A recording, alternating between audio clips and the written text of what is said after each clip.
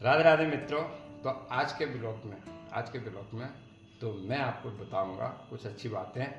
तो गाइस, पहले तो एक अच्छी बढ़िया सी कहानी सुनाऊंगा और आप सुनिए, ज्ञानप्रद है, सबके लिए अच्छी है। तो एक राजा था, राजा की कोई संतान नहीं थी। तो राजा ने बहुत कोशिश की, उसकी कोई संतान नहीं थी, वो बड़ा परेशान रहा। तो उसे किसी तांत्रिक ने, होते हैं एक से एक तांत्रिक होते हैं, धूर्त भी होते हैं, तो राजा को ये सलाह दी, अगर तो किसी बच्चे की बलि देगा तो तेरी संतान हो जाएगी। तो राजा ने पूरे राज्य में ढिढोरा पिटवा दिया कि जो अपने बच्चे की बलि देगा मैं उसको अपना आधा राज्य दे दूंगा। तो इसी पर एक गरीब मजदूर का परिवार था और बहुत ही वो गरीब था।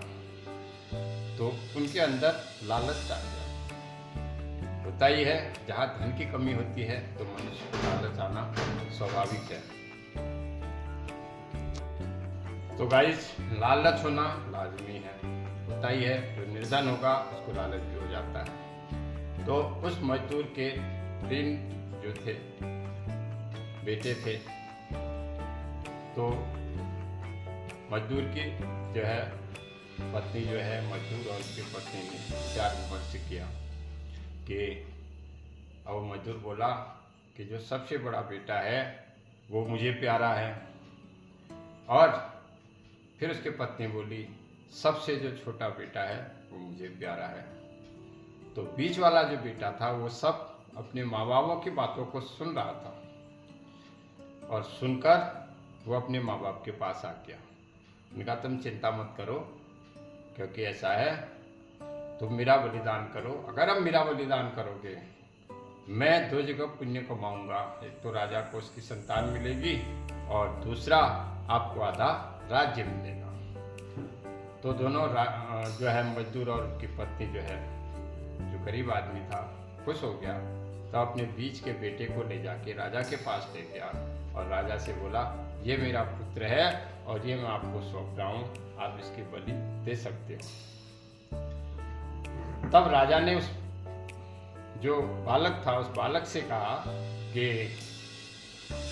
बेटा, तुम्हारी कोई आखिरी इच्छा है और तुम इस बलि से खुश हो? तो उस बालक ने कहा, हाँ हाँ बिल्कुल खुश हूँ, मुझे तो बड़ा सौभाग्य है, और एक तो आपको पुत्र मिलेगा, दूसरा मेरे माँ बाप को धन मिलेगा।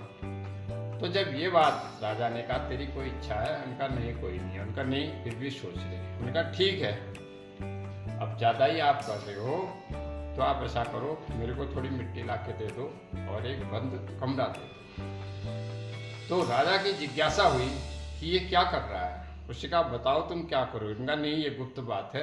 अब आपने पूछा है कि आखिरी इच्छा क्या है, तो आखिरी इच्छा मैंने आपको बता दी, अब क्या है ये मत पूछो। तब राजा की जिज्ञासा प्रबल हुई। राजा ने क्या कहा किया, उसको थोड़ी मिट्टी दी और एक कमरा दिया। और राजा की जिज्ञासा इतनी प्रबल हो गई, उसने अपने मंत्री से कहा, कमरे में एक ऐसा सुराख करवाओ, ये बालक क्या कर रहा है मैं देखना चाहता हूँ। तब उस बालक ने क्या किया, 3 मिट्टी की ढेली बनाई। पहली ढेली की परिक्रमा की, उसको अपने लात से उड़ा दिया।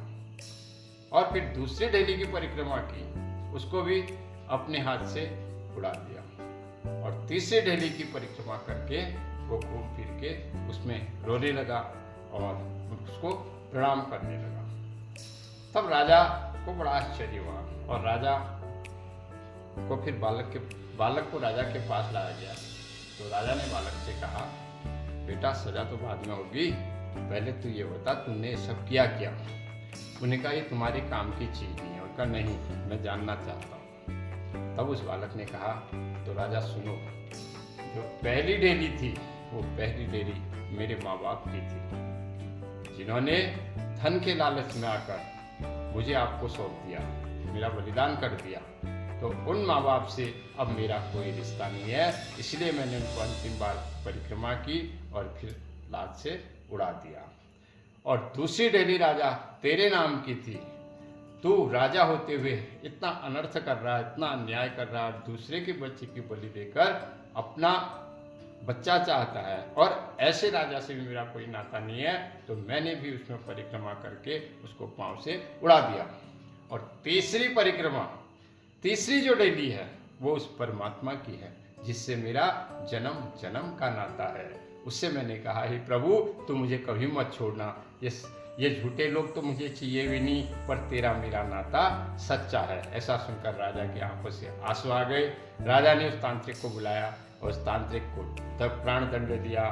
बोले कि तूने मुझे बहुत गलत मार्ग दिया और उस बालक को अपना बेटा बना लिया। तो ये होते हैं देश, तो अच्छाई का फल अच्छाई होती है। और गाइस, अभी ये कहानी तो मैंने आपको सुनाई। आज के ब्लॉग में कुछ अच्छी बातें ही बताऊंगा, जितना हम अच्छा ज्ञान हो वो आज के ब्लॉग में मैं आपको देने वाला हूँ। सबसे पहली बात है, आदमी का जो है मन साफ होना चाहिए। मन से किसी के लिए बुरा नहीं सोचना चाहिए। अगर ऐसा कोई आदमी करता है वो जीवन में तरक्की प्राप्त करता है, अपने कर्मों को सुधारता है। बेशक गुस्सा आ जाता है, पहले तो गुस्सा भी नहीं आना चाहिए। गुस्सा भी जो है अच्छा नहीं होता है। गुस्सा जो है एक किस्म का दोषी है, तो उससे बड़े जो है नुकसान हो जाते हैं। लेकिन कभी अगर गुस्सा आ भी जाता है तो मन में किसी के प्रति नफरत नहीं होनी चाहिए। जीवन में सुंदर जीने का जो लक्ष्य है, पहला तो है। दूसरा है, सदा मुस्कुराते रहना चाहिए। आप जितना मुस्कुराएंगे आपके शरीर में उतनी एनर्जी बढ़ेगी। तीसरा, माता पिता गुरु और अपने से बड़ों का सम्मान करना चाहिए। अगर कोई ऐसा करता है वो धर्म, वो संत महात्मा से के सारे गुण उसके अंदर हैं। अपने से बड़े गुरु माता पिता, इनका सम्मान करना चाहिए। और दूसरा, जगत को जीवन देने वाले सूर्य नारायण हैं। अब जब आप प्रातःकाल उठते हैं, सूर्य भगवान को अर्घ अवश्य दें।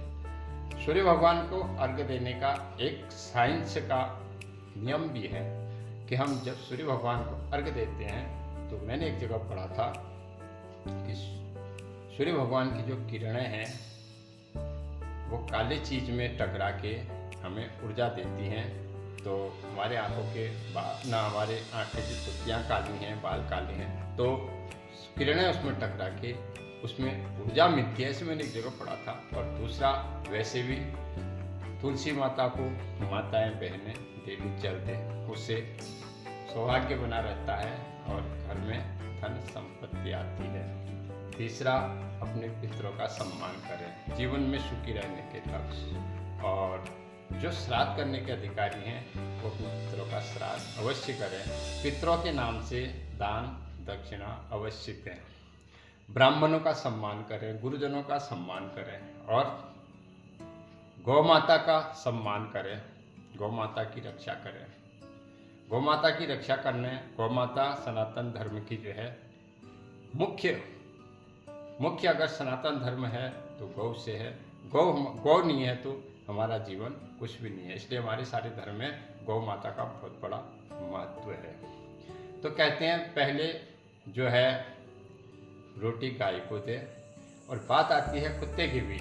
बहुत से कुत्तों से नफरत करते हैं, नफरत ना करें, क्योंकि कुत्ते के अंदर भी परमात्मा है, गाय के अंदर भी परमात्मा है, लेकिन स्थान अलग अलग है। गाय पूज्य है, सर्वोपरि है। कुत्ते को लास्ट रोटी देते हैं, लेकिन उसको जरा नीच श्रेणी में माना जाता है कुत्ते को। लेकिन उससे भी प्रेम करें, किसी को सताए नहीं। नीचे करके हमने डंडा मारा, भगा दिया किसी जीव को।